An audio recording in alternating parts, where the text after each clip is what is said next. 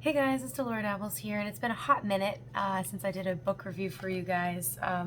Fred likes to chew on cords, so sometimes I just didn't have my lighting right, and I didn't want to do any videos without proper lighting. So anyway, I know how to splice cables now thanks to a special someone, so now we're back. And we're going to talk about Psychonavigation by John Perkins. John Perkins comes from a corporate America background, right? And so whenever he talks about things like shamanism, he uses words like psychonavigation, which sounds a little distant and scientific, but at the same time, he wants non-spiritual people, like people from corporate America, to read this and take it seriously, right? But he does a really good job of achieving that while also keeping all of the spiritual components and all of the cultural integrity of these spiritual people that he has met from across the world intact as well. So he was able to do both in quite a thin book. It did not take me long to read this at all. So he talks about, there we go. This is the table of contents, and there we go. Yeah, so as you can see, he talks about people in the Andes. He talks about the Inca, the Shuar people of the Amazon. He talks about the Boogies, and yeah, I mean, then his own experience in the Straits of the Yucatan, right? His first soul journey. So we get to see kind of his spiritual evolution in a way, right? Without it being too much about him, right? Because it's about his journey, yes, but it's also more about the people who brought him to that point, right? So it's not just you're reading about this white guy from corporate America. It's like you're reading about all of the people who brought him spiritually to the point where he is and taught him the most important thing that he could learn spiritually, which was what he calls psychonavigation, which is soul journeying, out-of-body experience, whatever you want to call that, shamanism even. Hello, Freddie. Shamanism even, right? So he steers away from the word shaman, which I kind of like, because he uses a lot of the actual indigenous people's words for things. If there's not a word to convey what he's learned in English, he does a very good job of keeping the cultural heritage of his teachers intact and of the people he has met intact, right? But it's also not like a white savior complex of, oh, I'm going to show the world how to save the world, right? It's like, it doesn't rub you the wrong way at all. As a spiritual book being written by a white man in corporate America, it doesn't feel like a spiritual book written by a white man in corporate America, if that makes any sense at all. And as much as it is about him, it doesn't feel like it's about him, right? It's about the people he's met. And I love that about it. I love the experiences that he's had. Some of them are a little bit spooky. Some of them are very like, it just makes you go like, oh man, like you're just like, it gets you excited for what's going to happen next and what he's going to learn next and kind of like how things shake out. But he talks about, like, at the beginning, there's like a prophecy.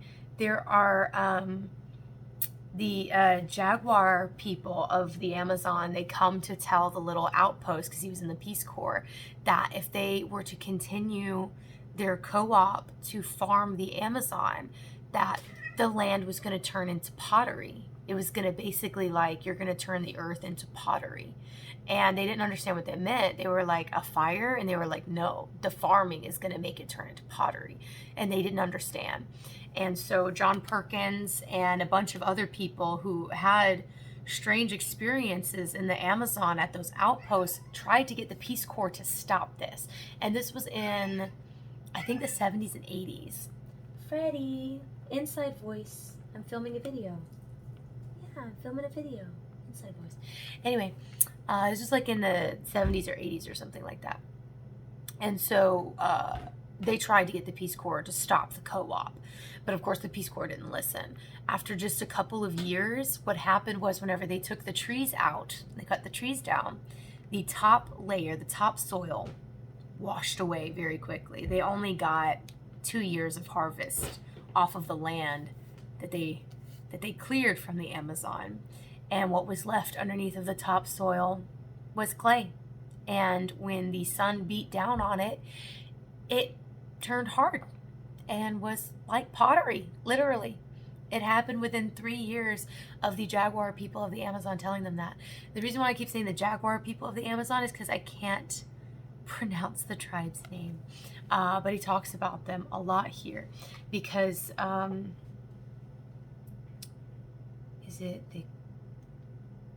actually, no, I think those are the Shuar people. I don't know. There's the Shuar and the Quechua, and I suddenly realized that I forgot which one was which, and that's really bad. Anyway, that was at the beginning of the book. So then he talks about meeting the birdmen of the Andes, and this is where Kon-Tiki comes in, because Kon-Tiki, the reason why I was like immediately sold on this book. I was gonna get it because it was recommended to me by someone at the Magic Cauldron, and they liked John Perkins' work. So I was like, oh, okay, let me give it a shot then, because I've read a lot of practicum on soul journeys, but I was like, this is different. I kind of want to read this because it's a little bit different.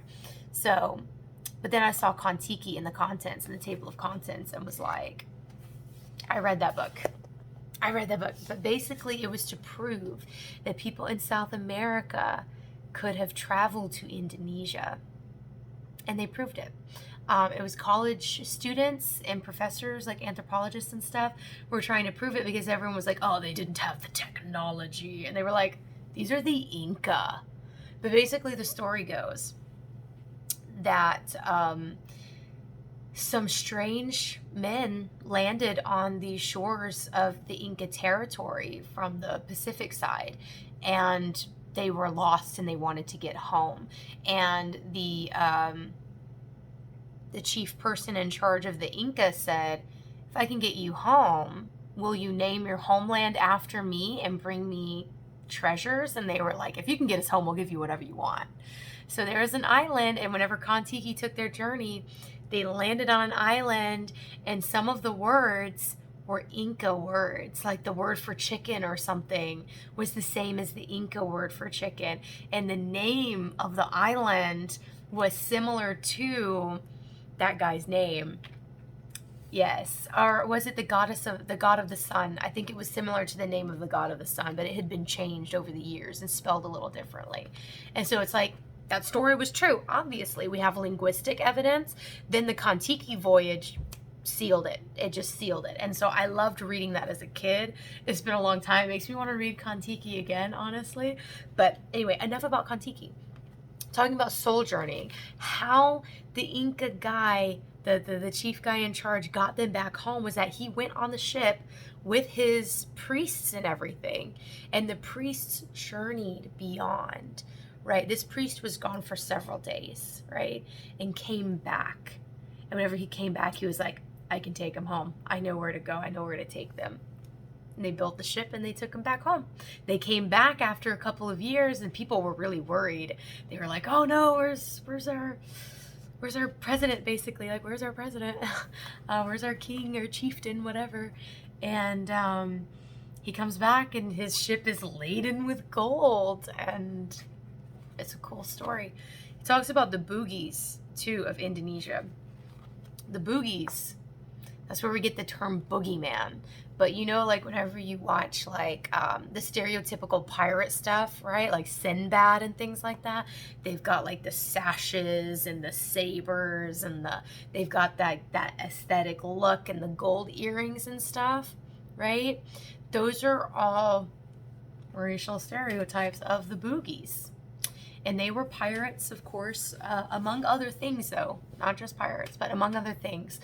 They were traders and all kinds of stuff. So, yeah, they are very interesting people. And for the longest time, they didn't have navigation tools on their ships.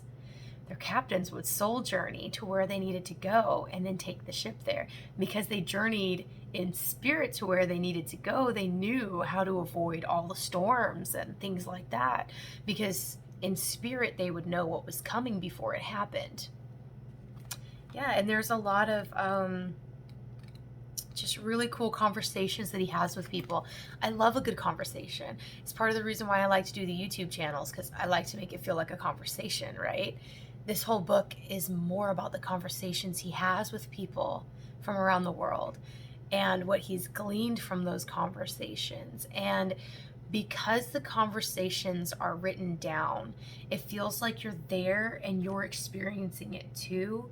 And I really like that this book is very spiritual, but it's telling a story and there's conversations, and it immerses you into the story while it's also you're meeting these people. Like, I feel like I'm meeting these people, not just I'm reading about John Perkins meeting these people. No, it feels like I am meeting these people. And as a writer, kudos to John Perkins for achieving that. And at the end, the last couple chapters, he talks about how he literally wanted to write this book in such a way that it would be taken seriously in corporate America while still keeping all the cultural heritage and significances intact, but without sounding crazy. Right? That was what he was worried about. He was worried about that he had these amazing experiences, but if he would tell people from corporate America, or just any American at all, that they would dismiss it and think it was crazy. And so he actually talked with his own spirit guides about how to write this book properly. And then at the very end, he talks about the moon, because he goes back to see his friend from the very beginning of the book. And they're talking about the shuar and the birdmen and everything. And he talks to the moon. He connects with the spirit of the moon. And they were just sitting there, meditating and everything. And he goes, what was that? Because it was like, as I concentrate on the moon, the silence is shattered by a chilling scream. My God, what was that? Didn't you hear it? Didn't you hear the scream of the jaguar? And his friend gives him a strange look. Jaguar? A jungle animal, John? Certainly you know that. There are none here. He goes, but I heard. And his friend goes, Mama Kilia. That's what they called the moon. That's what they call the moon. And so a shadow glides across the silver orb, and again I hear the scream. Manalo's head is nodding. Yes, he says, you heard Mama Kilia. She spoke to you. Now what will you do about it? Because really, there's a subtle undertone throughout this book about how we are destroying the planet and how corporate America has a huge fucking hand in it. And John Perkins, very subtly, not like in your face about it, but very subtly by the end of the book, you're like, if everyone was more spiritually in tune with the earth, we would understand how we're hurting it so badly, right? We have lost a piece of ourselves. And so we don't care how we treat the planet, right? And if anything, John Perkins' goal here is to get Americans to get back in tune with their sense of spirituality and their respect and reverence for nature, because we only have one planet, right?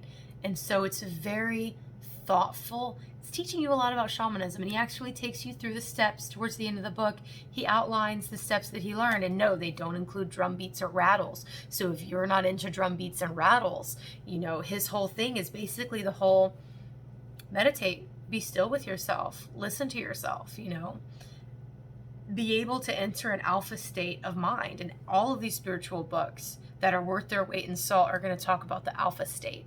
And so I like that he talked about it without the use of drum beats and rattles, because I think it's become something where people think that they need the drum beats and the rattles, but really those are supplementary, right? Those are all supplementary tools. So he takes you down to the very basics. After you meet all of these people that know how to psychonavigate, as he calls it, he takes you through and gives you the bare bones of what he has learned. And I like that. Again, this is a great book, and it's a quick read too. It's not fluffy. It's really not. It's very to the point and concise, but again, immersive. You're meeting these people, you're learning things, you're experiencing this along with him.